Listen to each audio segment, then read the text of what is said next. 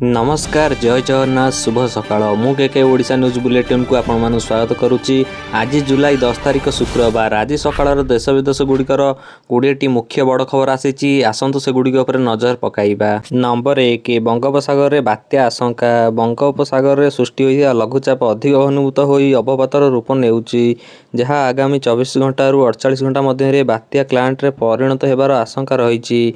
यार प्रभाव में ओडिशार उपकूलवर्ती जिले में प्रबल वर्षा समुद्र अशांत रहिबार सतर्कता जारी करा जायछि। मत्स्यजीवी मानक समुद्र को न जावाक बारण करा जाउछि। नंबर 2 खोलिला हीराकुद गेट। हीराकुद जलभंडार जलस्तर क्रमागत भाव वृद्धि पाइबा जोगु आज पर्यायक्रमे मोट 10टी गेट खोल जाई बन्या जल छड़ा जाउछि। पूर्वाह्न प्राय 11टा पर पारंपरिक पूजार्चना करा जाई प्रथमे 7 नंबर स्लुइस गेट सह 4टी गेट खोल जाइथिला। उपर मुंडरे प्रबल वर्षा जोगु पानी प्रवेश बढ़िबारु अपराह्न रे आउ 6टी गेट खोलिबाको निष्पत्ति निया जाइथिला। महानदी रे जल प्रवाह बढ़ुथिबारु एवं एही पानी मुंडुली रे पहुंचीबा प्राय 36 घंटा लागुथिबारु कटक समेत तलिया जिलार लोकंकु हाई अलर्ट रे रखा जायछि। नंबर 3 कटक रे हाई अलर्ट। महानदी रे जलस्तर हठात वृद्धि पाउथिबारु कटक जिलापाल विपर्यय परिचालन आईन बल रे कड़ा कटकणा लागू करिसंती। महानदी एहार समस्त शाखा नदी रे गाधैबा पहरिबा एवं प्रवेश करिबा उपरे संपूर्ण प्रतिबंधक लगा जायछि। मुंडली जोबरा बेहारे जो नदी बंध निकट रे ठिया हेबा सेल्फी नेबा किंबा वीडियो शूटिंग करने को संपूर्ण निषिद्ध करा जायछि। सुरक्षा दृष्टि नदी पठारे चलुथिया समस्त बाली खनन और बालीघाट कार्यकलाप को परवर्ती निर्देश को पर्यंत बंद करा जायछि। नदीघाट गुड़िकर पुलिस और पेट्रोलिंग टीम मुतयन होइछन्ति एवं लोकों को सतर्क करने पई माइक जोगे प्रचार करा जायछि। नंबर 4 पुरी श्रीमंदिर उपरे ड्रोन। रथयात्रा पूर्व पुरी श्रीमंदिर और नीलचक्र उपरे एक बेआईन ड्रोन उड़ाण घटना सामना को आसीछि। स्पेशल टीम उत्परता प्रकाश करी माटी मंडप साई ड्रोन को जबत करिछि। एही मामला रे कोलकातार जड़े पर्यटक तथा यूट्यूबर जय कृष्ण मंडल को पुलिस अटक रखिछि। नो फ्लाइंग जोन में ड्रोन उड़िबा घटना सुरक्षा व्यवस्था पर प्रश्नवाची सृष्टि करिछि।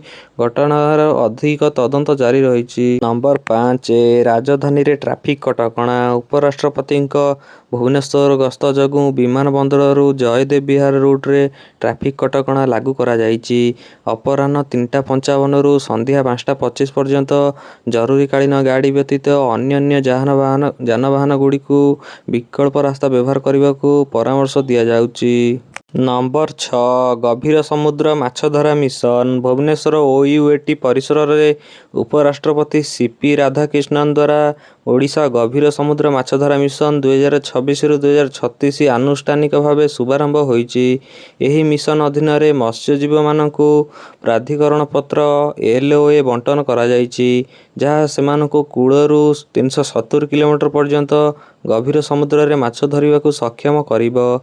केंद्र मंत्री धर्मेंद्र प्रधान कहिसंति जे एही योजना ओडिशार मत्स्यजीवी भाग्य बदलाई देबा सह एहाकु एक प्रमुख सामुद्रिक रप्तानी हब रे परिणत करिबो। 10 वर्षीय एही मिशन पई 2295.45 कोटी टंकार बजेट मंजूर होइछि जहाँ 50,000 रु अधिक रोजगार सृष्टि करिबो। नंबर 7 नाल्को एवं एनएलसी चुक्ति। ओडिशार अनुगुल ठारे एक 1080 मेगावाट विशिष्ट कोयला भित्तिक थर्माल कैप्टिव पावर प्लांट स्थापन पई दुई कंपनी मध्य चुक्ति होइछि। एही प्रकल्प पई उभय नाल्को एवं एनएलसी इंडिया समान 50% संशोधन सहित एक मिलित उद्यम कंपनी गठन करिवे। नुआ दिल्ली ठारे केंद्र कोयला खनि मंत्री जी किशन रेड्डी उपस्थित रे एही मिलित चुक्तिनामा स्वाक्षरित हो जाइछि।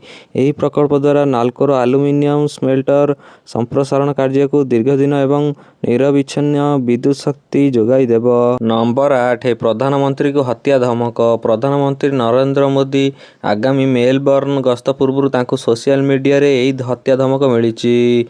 फेसबुक रे मेलबर्नर मीट मोदी कार्यक्रम प्रसार पोस्ट रे आरबी स्क्रिप्ट व्यवहार करी यही संवेदनशील धमक दिया जाइथिला। ଏହି ଘଟଣା ସାମ୍ନାକୁ ଆସିବା ପରେ ଭାରତର କେନ୍ଦ୍ରୀୟ ଗୋଇନ୍ଦା ବିଭାଗ ଓ ସାଇବର ସେଲ୍ ସମେତ ସମସ୍ତ ସୁରକ୍ଷା ଏଜେନ୍ସି ହାଇ ଆଲର୍ଟରେ ଅଛନ୍ତି। ନମ୍ବର 9 କଟକରେ ଆମ ବସ୍ ଦୁର୍ଘଟଣା। ନେତାଜୀ ବସ୍ ଟର୍ମିନାଲ ଆଡ଼କୁ ଯାଉଥିବା ରୁଟ୍ ନମ୍ବର 18ରେ ଏକ ଆମ ବସ୍ ଜଣେ ବାଇକ୍ ଆରୋହୀଙ୍କୁ ଜୋରଦାର ଧକ୍କା ଦେଇଛି। ଦୁର୍ଘଟଣାଟି ଏତେ ଭୟଙ୍କର ଥିଲା ଯେ ବସ୍ଟି ବାଇକ୍ ସହ ଆରୋହୀଙ୍କୁ ପ୍ରାୟ 10 ଫୁଟ ପର୍ଯ୍ୟନ୍ତ ଘୋଷାଡ଼ି ନେଇଥିଲା। ଏହି ଦୁର୍ଘଟଣାରେ ବାଇକ୍ ଚାଳକ ଜଣକ ମାରାତ୍ମକ ଭାବେ ଆହତ ହୋଇଛନ୍ତି ଓ ତାଙ୍କ ଅବସ୍ଥା ଅତ୍ୟନ୍ତ ଗୁରୁତର ରହିଛି।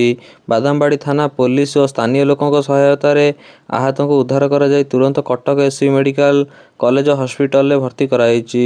ଦୁର୍ଘଟଣା ଘଟାଇବା ପରେ ବସ୍ ଡ୍ରାଇଭର ଘଟଣାସ୍ଥଳରୁ ଫେରାର ହୋଇଯାଇଛନ୍ତି ଏବଂ ପୋଲିସ ବସ୍କୁ ଜବତ କରି ତଦନ୍ତ ଜାରି ରଖିଛି।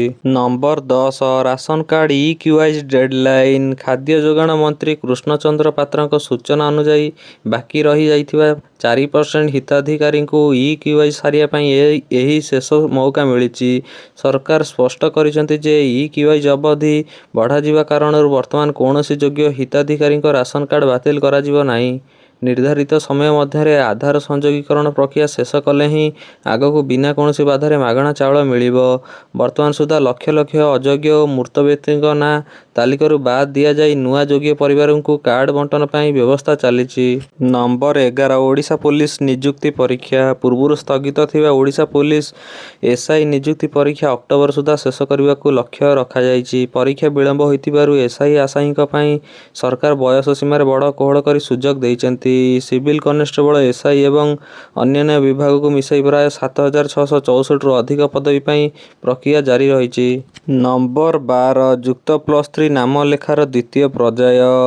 ଓଡ଼ିଶା ଉଚ୍ଚଶିକ୍ଷା ବିଭାଗ ଦ୍ୱାରା ଯୁକ୍ତ 3 ଦ୍ୱିତୀୟ ପର୍ଯ୍ୟାୟ ମେରିଟ୍ ଲିଷ୍ଟ ପ୍ରକାଶ ପାଇବା ତାରିଖକୁ ପରିବର୍ତ୍ତନ କରାଯାଇଛି। ସାମ୍ସ ପୋର୍ଟାଲର ସଂଶୋଧିତ ସୂଚୀ ଅନୁଯାୟୀ ଆସନ୍ତା ଜୁଲାଇ 20 ତାରିଖରେ ଏହି ଦ୍ୱିତୀୟ ମେରିଟ୍ ଲିଷ୍ଟ ପ୍ରକାଶ ପାଇବ। ଗଣମାଧ୍ୟମର ସୂଚନା ମୁତାବକ ପ୍ରଥମ ପର୍ଯ୍ୟାୟ ସିଟ୍‌ଗୁଡ଼ିକର ଦାଖଲ ପ୍ରକ୍ରିୟା ପରେ ବାକି ରହିଥିବା ସିଟ୍ ଆଧାରରେ ଏହି ତାଲିକା ଆସିବ। ନମ୍ବର 13 ରାଜ୍ୟରେ ଖଣି ଅଧିକାରୀଙ୍କ ବିରୋଧରେ ଭିଜିଲାନ୍ସ କାର୍ଯ୍ୟାନୁଷ୍ଠାନ। ଜୟପୁରର ଖଣି ଉପନିର୍ଦ୍ଦେଶକ ସତ୍ୟଜିତ ରାଉତଙ୍କୁ ଜଣେ ଲିଜ୍‌ଧାରୀଙ୍କଠାରୁ 2 ଲକ୍ଷ ଟଙ୍କା ଲାଞ୍ଚ ନେଉଥିବା ସମୟରେ ଭିଜିଲାନ୍ସ ବିଭାଗ ରେଡ୍ ହ୍ୟାଣ୍ଡ ଧରି ଗିରଫ କରିଛି। ବାଲି ଖଣି ଲିଜ୍ ଅବଧି ବଢ଼ାଇବା ପାଇଁ ଆଗାମୀ ସ୍ପଷ୍ଟ ନିଲାମରେ ସହାୟତା କରିବା ପାଇଁ ସେ ଏହି ମୋଟା ଅଙ୍କର ଲାଞ୍ଚ ଦାବି କରିଥିଲେ। ଗିରଫ ପରେ ଜୟପୁର, କଟକ ଓ ମାହାଙ୍ଗା ସମେତ ତାଙ୍କ 3ରୁ 4ଟି ବାସଭବନ ଓ କାର୍ଯ୍ୟାଳୟ ଉପରେ ଭିଜିଲାନ୍ସ ପକ୍ଷରୁ ଏକକାଳୀନ ଜୋରଦାର ଚଢ଼ାଉ କରାଯାଇଛି। ନମ୍ବର 14 ମୟୂରଭଞ୍ଜରେ ହାତୀ ଆତଙ୍କ। ମୟୂରଭଞ୍ଜ ଜିଲ୍ଲାର ବିଭିନ୍ନ ଅଞ୍ଚଳରେ ଝାଡ଼ଖଣ୍ଡି ହାତୀପଲଙ୍କ ଅନୁପ୍ରବେଶ ଯୋଗୁଁ ସ୍ଥାନୀୟ ବାସିନ୍ଦା ଭୟଭୀତ ଅଛନ୍ତି। ହାତୀପଲ ବ୍ୟାପକ ଧାନ ଫସଲ ନଷ୍ଟ କରିବା ସହ ଗ୍ରାମାଞ୍ଚଳରେ ଲୋକଙ୍କ ଘରଦ୍ୱାର ଭାଙ୍ଗି ଚାଲି ଯାଇଛନ୍ତି। ଜନବସତି ମୁହାଁ ଦେଉଥିବାରୁ ଜାତୀୟ ରାଜପଥରେ ଯାତାୟାତ ବାଧାପ୍ରାପ୍ତ ହୋଇଛି ଓ ଲୋକ ଆତଙ୍କିତ ଅବସ୍ଥାରେ ରହିଛନ୍ତି। ନମ୍ବର 15 କଟକ ଓ ଭୁବନେଶ୍ୱରରେ ନକଲି ମେଡିସିନ ଚଢ଼ାଉ। କଟକ ଭୁବନେଶ୍ୱର ବିଭିନ୍ନ ମେଡିସିନ ଷ୍ଟୋର ଏବଂ ଗୋଦାମ ଉପରେ ଡ୍ରଗ୍ସ କଣ୍ଟ୍ରୋଲର ଓ ପୋଲିସ ଟିମ୍ ପକ୍ଷରୁ ମିଳିତ ଚଢ଼ାଉ କରାଯାଇଛି। ଏହି ଚଢ଼ାଉ ସମୟରେ ବିପୁଳ ପରିମାଣର ନକଲି ତଥା ନିମ୍ନମାନର ଜୀବନ ରକ୍ଷାକାରୀ ମେଡିସିନ ଓ ଟାବଲେଟ୍ ଜବତ କରାଯାଇଛି। ଏହି ବେଆଇନ କାରବାରରେ ସମ୍ପୃକ୍ତ ଥିବା ସନ୍ଦେହରେ ମେଡିସିନ ବ୍ୟବସାୟୀଙ୍କୁ ଅଟକ ରଖି ପଚରାଉଚରା କରାଯାଉଛି। ନମ୍ବର 16 ଗଞ୍ଜାମରେ ବୁଲା କୁକୁରଙ୍କ ଆତଙ୍କ। ଗଞ୍ଜାମର ଏକ ସ୍କୁଲ ପରିସରରେ ପ୍ରଥମ ଶ୍ରେଣୀର ଜଣେ କୁନି ଛାତ୍ରୀଙ୍କୁ ବୁଲା କୁକୁର ଗୋଡ଼ାଇ କାମୁଡ଼ି ଗୁରୁତର କରିଛି।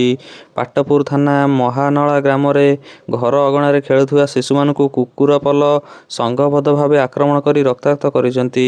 କୁକୁର କାମୁଡ଼ାରେ ଗୁରୁତର ହୋଇଥିବା ଆହତ ଶିଶୁମାନଙ୍କୁ ଚିକିତ୍ସା ପାଇଁ ବ୍ରହ୍ମପୁର ଏମ୍‌କେସିଜି ବଡ଼ ମେଡିକାଲରେ ଭର୍ତ୍ତି କରାଯାଇଛି। ବାରମ୍ବାର ଘଟୁଥିବା ଏହି ଅଭାବନୀୟ ଘଟଣା ଯୋଗୁଁ ବୁଲା କୁକୁରଙ୍କ ବଂଶବୃଦ୍ଧି ରୋକିବା ଓ ସୁରକ୍ଷା ପାଇଁ ସ୍ଥାନୀୟ ଲୋକ ପ୍ରଶାସନ ନିକଟରେ ତୀବ୍ର ଦାବି କରିଛନ୍ତି। ନମ୍ବର 17 ପିନାକା ରକେଟ୍‌ର ସଫଳ ପରୀକ୍ଷଣ। ଡିଆର୍‌ଡିଓ ପକ୍ଷରୁ ଓଡ଼ିଶାର ବାଲେଶ୍ୱର ଜିଲ୍ଲା ଚାନ୍ଦିପୁର ସ୍ଥିତ ସମନ୍ୱିତ ପରୀକ୍ଷଣ କେନ୍ଦ୍ର ଆଇଟିଆର୍‌ରୁ ପିନାକା ରକେଟ୍‌ର ସଫଳ ଉଡ଼ାଣ ପରୀକ୍ଷଣ କରାଯାଇଛି। ସମ୍ପୂର୍ଣ୍ଣ ସ୍ୱଦେଶୀ ଜ୍ଞାନକୌଶଳରେ ନିର୍ମିତ ଏହି ଅତ୍ୟାଧୁନିକ ଗାଇଡେଡ୍ ରକେଟ୍‌ର ସର୍ବନିମ୍ନ ଲକ୍ଷ୍ୟଭେଦ କ୍ଷମତା 60 କିଲୋମିଟର ରହିଛି। ପରୀକ୍ଷଣ ସମୟରେ ଏହି ରକେଟ୍‌ଟି ପୂର୍ବ ନିର୍ଦ୍ଧାରିତ ପଥ ଅନୁସରଣ କରି ଅତି ସଠିକତା ସହ ନିଜର ଲକ୍ଷ୍ୟସ୍ଥଳକୁ ଆଘାତ କରିବାରେ ସଫଳ ହୋଇଛି। ଏହି ସଫଳତା ଭାରତୀୟ ସେନାର ଦୂରଗାମୀ ଆର୍ଟିଲାରୀ କ୍ଷମତାକୁ ବହୁଗୁଣିତ କରିବା ସହ ଆତ୍ମନିର୍ଭର ଭାରତ ଅଭିଯାନକୁ ଆହୁରି ମଜବୁତ କରିଛି। ନମ୍ବର 18 ଅନୁଗୁଳରେ ଟ୍ରେନ୍ ଅଘଟଣ। ଅନୁଗୁଳର ଗୋପୀନାଥପୁର ନିକଟରେ ଏକ ମାଲବାହୀ ଟ୍ରେନ୍ ଉପରେ ହଠାତ୍ ଏକ ବିରାଟ କ୍ରେନ୍ ଭାଙ୍ଗି ପଡ଼ିବା ଫଳରେ ଏହି ଘଟଣା ଘଟିଛି। ସୌଭାଗ୍ୟବଶତଃ ଏହି ଟ୍ରେନ୍ ଦୁର୍ଘଟଣାରେ କୌଣସି ବ୍ୟକ୍ତି ମୃତାହତ ହୋଇନଥିବା ସ୍ପଷ୍ଟ କରାଯାଇଛି। ଦୁର୍ଘଟଣା ପରେ ସ୍ଥାନୀୟ ରେଳବାଇ ଅଧିକାରୀ ଓ ଉଦ୍ଧାରକାରୀ ଦଳ ତୁରନ୍ତ ଘଟଣାରେ ପହଞ୍ଚି କ୍ଷତିଗ୍ରସ୍ତ ବଗି ଓ କ୍ରେନ୍ ହଟାଇବା ଆରମ୍ଭ କରିଛନ୍ତି। ନମ୍ବର 19 ଭୋଟର ତାଲିକାରୁ ନାଁ କଟିବା ପ୍ରତିବାଦ। ଓଡ଼ିଶା ଚିଠା ଭୋଟର ତାଲିକାରୁ 20 ଲକ୍ଷରୁ ଅଧିକ ନାମ କଟିବା ପରେ ବିଜେଡି ଓ କଂଗ୍ରେସ ପରି ବିରୋଧୀ ଦଳଗୁଡ଼ିକ ଏହାକୁ ନେଇ ତୀବ୍ର ପ୍ରତିବାଦ ଓ ଅସନ୍ତୋଷ ପ୍ରକାଶ କରିଛନ୍ତି। ଭୁଲବଶତଃ ଯୋଗ୍ୟ ଭୋଟରଙ୍କ ନାମ କଟିଯାଇଥିବା ଅଭିଯୋଗ କରି ରାଜନୈତିକ ଦଳଗୁଡ଼ିକ ଏହାର ସଠିକ୍ ତଦନ୍ତ ଦାବି କରି ରାଜନୀତିକୁ ସରଗରମ କରିଛନ୍ତି। ଜନସାଧାରଣଙ୍କ ସୁବିଧା ପାଇଁ ଆସନ୍ତା ଅଗଷ୍ଟ 4 ତାରିଖ ପର୍ଯ୍ୟନ୍ତ ନିଜର BLO କିମ୍ବା ଅନଲାଇନ୍ ମାଧ୍ୟମରେ ଆପତ୍ତି ଅଭିଯୋଗ ଓ ନୂଆ ନାମ ପଞ୍ଜୀକରଣ ପାଇଁ ସୁଯୋଗ ଦିଆଯାଉଛି। ରିପୋର୍ଟ ଅନୁସାରେ ସ୍ଥାନାନ୍ତରଣ ଓ ଗୋଟିଏ ପ୍ରାର୍ଥୀଙ୍କ ଏକାଧିକ ନାମ ଥିବାରୁ ମୁଖ୍ୟ ନିର୍ବାଚନ ଅଧିକାରୀ CEO ଏହି ନାମଗୁଡ଼ିକୁ ବାଦ୍ ଦେଇଥିବା ସ୍ପଷ୍ଟ କରିଛନ୍ତି। ନମ୍ବର 20 ପରିବହନ ବିଭାଗର ଚଢ଼ାଉ। ଫିଟନେସ୍ ସାର୍ଟିଫିକେଟ୍ FC ନଥିବା ଗାଡ଼ି ବିରୋଧରେ ରାଜ୍ୟ ସରକାର ଓ ପରିବହନ ବିଭାଗ ପକ୍ଷରୁ କଡ଼ା ଆଭିମୁଖ୍ୟ ଗ୍ରହଣ କରାଯାଇଛି। ଏଣିକି ନିୟମ ଉଲ୍ଲଂଘନ କରୁଥିବା ଗାଡ଼ିକୁ କେବଳ ଜୋରିମାନା କରାଯିବ ନାହିଁ, ବରଂ ଘଟଣାସ୍ଥଳରେ ସିଧାସଳଖ ଗାଡ଼ି ସିଜ୍ ବା ଜବତ କରାଯିବ। ଇ-ଡିଟେକ୍ସନ ପୋର୍ଟାଲ ଜରିଆରେ ଏପ୍ରିଲରୁ ଜୁନ୍ ମଧ୍ୟରେ 43,696ରୁ ଅଧିକ ବେଆଇନ ଗାଡ଼ି ଚିହ୍ନଟ ହେବା ପରେ ଏହି ବ୍ୟାପକ ଚଢ଼ାଉ ନିର୍ଦ୍ଦେଶ ଦିଆଯାଇଛି। ଟୋଲ୍ ଗେଟ୍‌ଗୁଡ଼ିକରେ ସ୍ପେଶାଲ ସ୍କ୍ୱାଡ୍ ଦ୍ୱାରା ଯାଞ୍ଚ ଚାଲିଥିବା ବେଳେ ବାରମ୍ବାର ନିୟମ ଭାଙ୍ଗୁଥିବା ଗାଡ଼ିର RC ବାତିଲ ମଧ୍ୟ କରାଯାଉଛି।